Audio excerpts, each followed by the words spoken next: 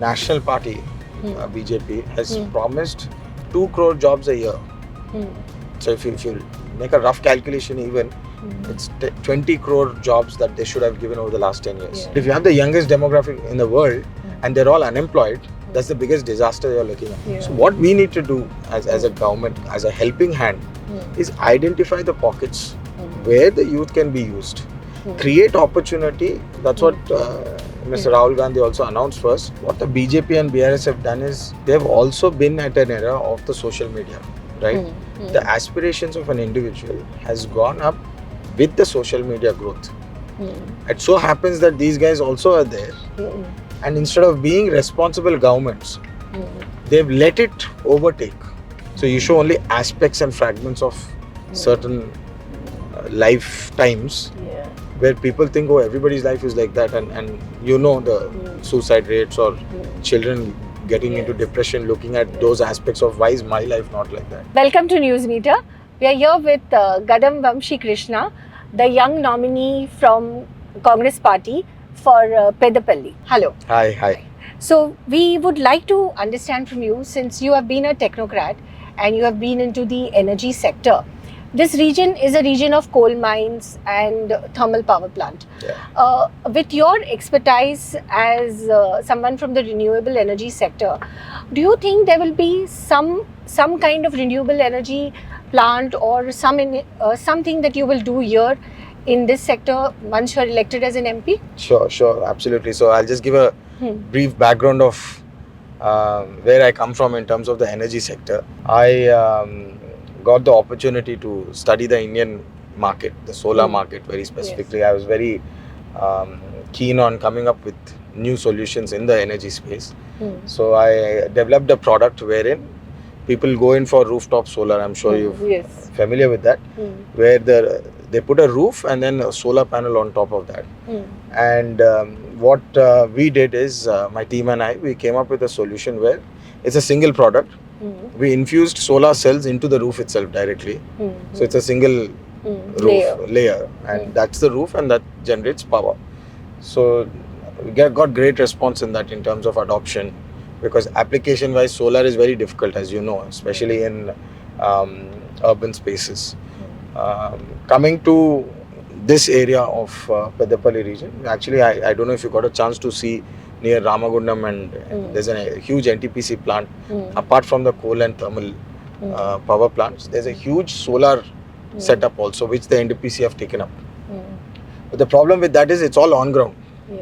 It's all on ground, and a huge amount of land is required. So just to give you an example, 1 megawatt on ground requires almost about 5 acres. And that land is tied down for almost 25 years. So even if the value increases of the land, you can't touch the solar park.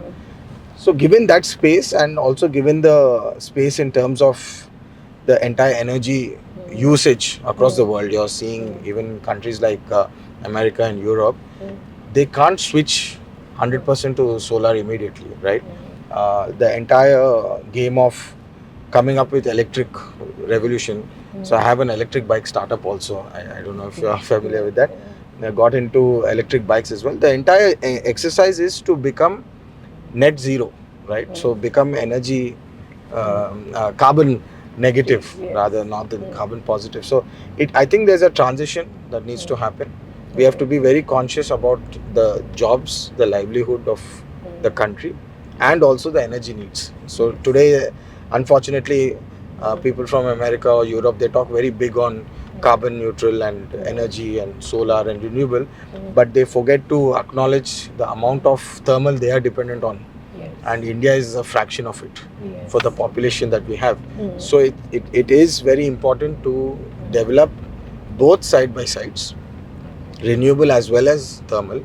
And thermal has to be more eco-friendly in its way of production, and solar at the same time. So we have to find a right balance between the two. Coming to this region has been a coal mine for a long time. Sure. And there are these open cast mines, because of which also there are challenges. You come from a family of political background where your grandfather, your father, and now you are there. So keeping this in mind, how do you think will these problems which have existed for a long time be solved now? Because I think a lot of people are now talking about solutions. Sure. So what would be your solution for these open cast mines which are there? So actually I have to talk on the subject in terms of me being a huge sustainability enthusiast. I always wanted to develop sustainable products, and my entire my whole startup product basis on sustainability. But I also realized that we have to be realistic. If you look at India's power situation today, it's still very bad, where we don't have 24 hours of power supply, and we have to depend on coal.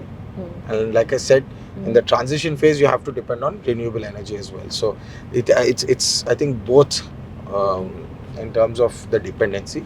Coming to Pedapalli region, so the coal mine base that we have here, we have more than I think enough to power the entire country, right? Singareni coal belt has million reserves of almost about, I think, 10,000 million tons or something from here till Vijayawada, the entire base of the coal reserves that are there.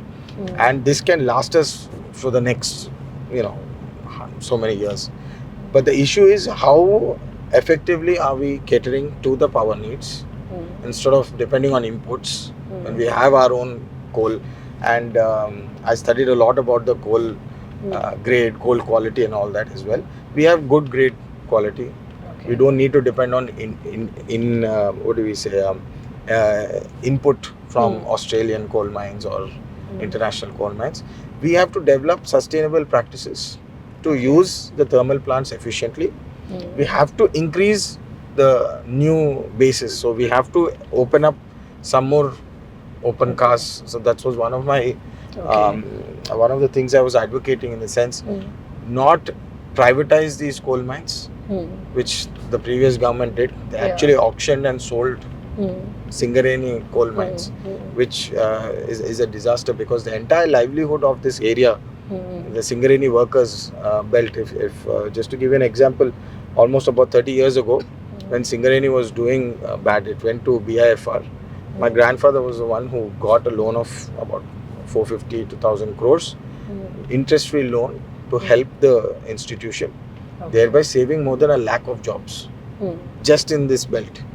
And today, unfortunately, there's been a huge depletion of jobs, where people have been removed. Once privatization comes, you know what happens, and they've lost many jobs. So now there are as few as about 40,000 jobs. And this is a big concern, because neither there is power generation happening, nor there is livelihood being taken care of. So like I said, we need to find the right balance. And I think I'm very fortunate, having almost about 15 years of experience now working in a corporate, trying to create new solutions. So my whole thought process is all about finding problems and deriving solutions for it, which can solve the problem, not have multiple solutions, right? So I think that way, I think I'll be able to have a good outview in terms of how we can develop the power sector, power needs, as well as create jobs in an efficient way. Okay. One of the Congress guarantees is about the jobs and the apprenticeship. So here also you do have a good youth population, which is looking for it. So would you then want to have a system in place where the locals are given the first chance? Absolutely. Or the locals are skilled? And, no, absolutely. I actually, there's a lot to talk about this. The National Party, BJP, has promised 2 crore jobs a year. So if you make a rough calculation, even it's 20 crore jobs that they should have given over the last 10 years. Forget about the segment and sector and all of that, right? I mean, if you look at it from an employment standpoint, people always talk about having the youngest demography in the world. It's always a positive. But if you have the youngest demographic in the world and they're all unemployed, that's the biggest disaster you're looking at, right? And that's what the BJP government has done in the last 10 years. What we need to look at is how can we effectively utilize the young generation, the young population, to put them in the right set of skills, upgrade them with the right set of skills, and use them in what's effective. So let me give you an example. I remember when I was in my undergrad, I got a chance to study abroad. I went to Singapore, then I went to Purdue in the US and all of that. The discussion always was, what's the in thing now, right? I mean, should we do electrical, or should we do industrial, or should we do mechanical? And it would always be on that. And I have this fascination towards multiple sectors, right? I don't stick to one. So I developed a solar product. Then I went into automobiles. So I have an electric bike startup in the automotive space. So each segment has its own requirement in terms of skill base. So just to give you an example, the bike startup needs a lot of automobile engineers, mechanical engineers, which are heavy in Tamil Nadu. So Tamil Nadu invested their colleges and their background to build their skill sets in mechanical and automobile engineering. So what we need to do as a government, as a helping hand, is identify the pockets where the youth can be used, create opportunity. That's what Mr. Rahul Gandhi also announced first. We will give apprenticeship, we will give skill development centers, upgrade the base, the knowledge value of the young population, put them in the right spaces where there is a good job opportunity. And I think coming from a startup background, coming from a corporate background, I think I will be, I'm very excited actually. It's a big challenge. It's a very good challenge to solve. And I think it's a high time. I mean, we are in 2024. People are still fighting for the basic needs in the Pedapalli. Yes. Many people ask me, what are you going to do for Pedapalli? Are you having any big plans? And the sad reality is, though we are living in 2024, where we are talking about AI and analytics and all of that, we have large skyscrapers in Delhi, Hyderabad, Bombay. Here in Pedapalli, people are behind 30-40 years. They don't have basic road infrastructure. They don't have toilets. The so-called Swachh Bharat scheme, I don't know where it all went. Women don't have toilets to use in the villages today. They have to go to the next village to fill a water in a bucket and bring it. This is almost like the stories we used to hear 30 years ago. And that is a shame on the BJP government and the TRS government. Because as you know, the TRS government said Mission Kaleshwaram, Mission Bhagirath and all of this, they've taken loans of more than 6 lakhs crores now for the Telangana state, but not a single tap has water. So these are the challenges. It's almost like going back in time to work for the people of Telangana today. And that is what I think needs to be addressed. And just to point out, there was a project called Pranayata Chevala for this region. It was proposed by my grandfather, Kaka Venkat Swami Garu. And that project would have cost hardly 5,000 crores. And he proposed it at that time with putting the name of Dr. B.R. Ambedkar and serving the water needs for that. The great KCR comes in, scraps the whole project. He redesigns the entire water layout. As we all know, the truth is coming out. The Odedu bridge has broken, collapsed. The Mission Bhagirath columns are collapsing. So he's literally looted the state. He's shown a dream. He said we'll get a job per house. He said he'll give 2-bedroom house for everybody. He's cheated the public. And today people are realizing it. Unfortunately, people didn't realize it for the last 10 years. Now people are realizing it. And that's the situation we are looking at. But don't you think the BJP and the BRS has created a major aspiration in the people? They have increased the aspirations at a very higher level. Sure. And now what is happening is, when the Congress is going out and saying we are going to give you these guarantees, this will be done, that will be done, people are also asking, okay, will you really be able to do it? Like a question like this from the ground was not heard before. Sure. But now we are hearing this. I'll tell you what, it's not just the BJP or the BRS. What the BJP and BRS have done is, they've also been at an era of the social media, right? The aspirations of an individual has gone up with the social media growth. It so happens that these guys also are there. And instead of being responsible governments, they've let it overtake.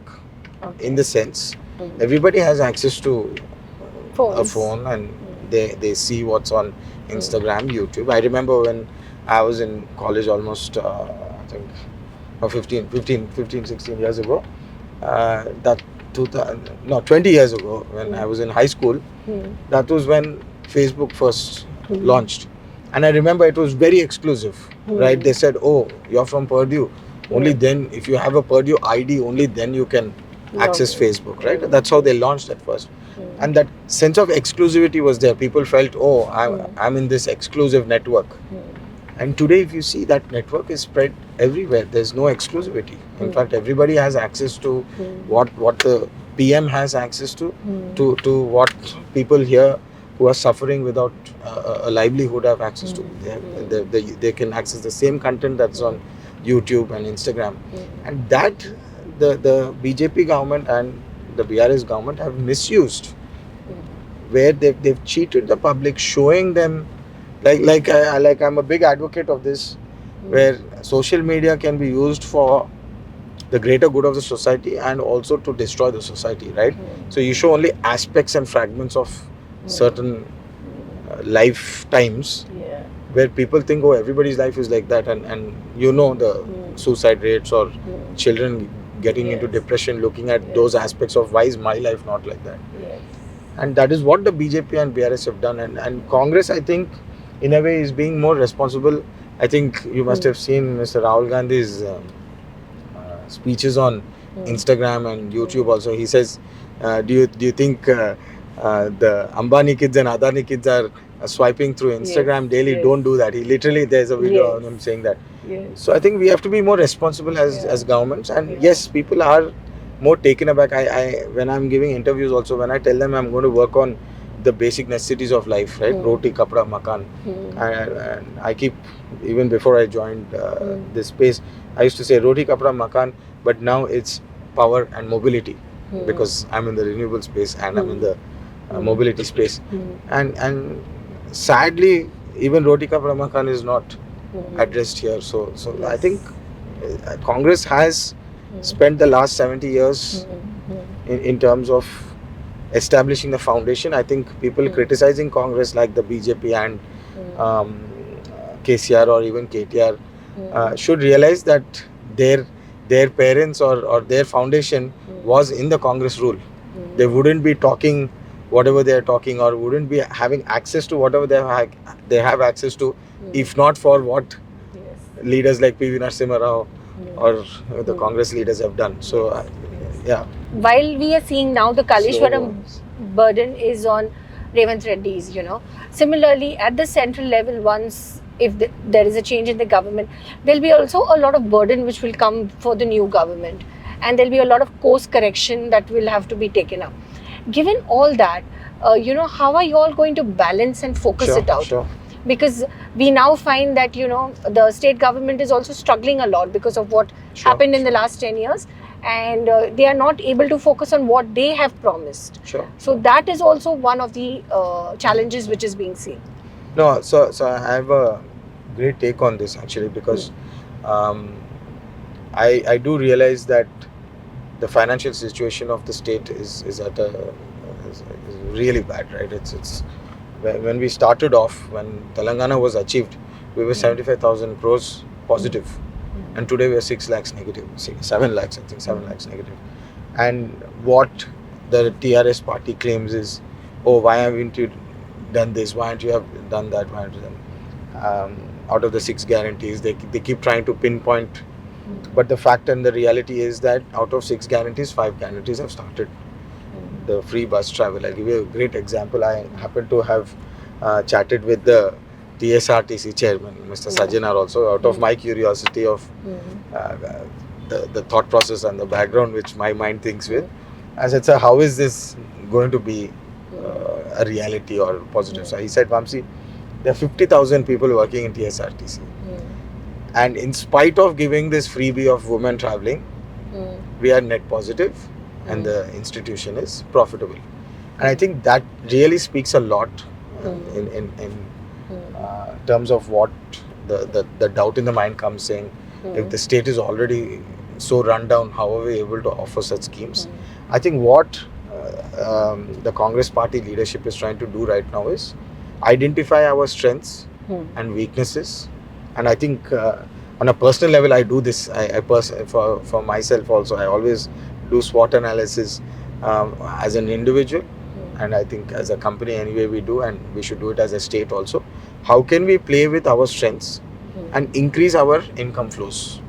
How can we change our negatives into positives again to increase our income flows? I think this is what the Congress government is doing, and like the TRS party is criticizing us, it's been only 3 months, you haven't done this, we haven't done that. I think TRS is forgetting that they have been in the rule for last 10 years and that they have not even delivered a single promise, be it the jobs or the homes or even the water or the Dalit Bandhu, or there are so many other promises that they have done. Today they have the audacity to come and criticize the work that they have done, claiming that Congress is in power. It's actually really funny. Yesterday also Mr. KCR was there. He said, where is the water? Where are the jobs? He said, boss, you answer. You were there for last 10 years. We were there for only 3 months. And in the 3 months time, we are trying to do what's best with the given situation of the current state. So I think we are addressing it in the right way. We will ensure that the state prospers and the people of the state prosper. Unlike the TRS government, which didn't care about the poor man and let them suffer for the last 10 years.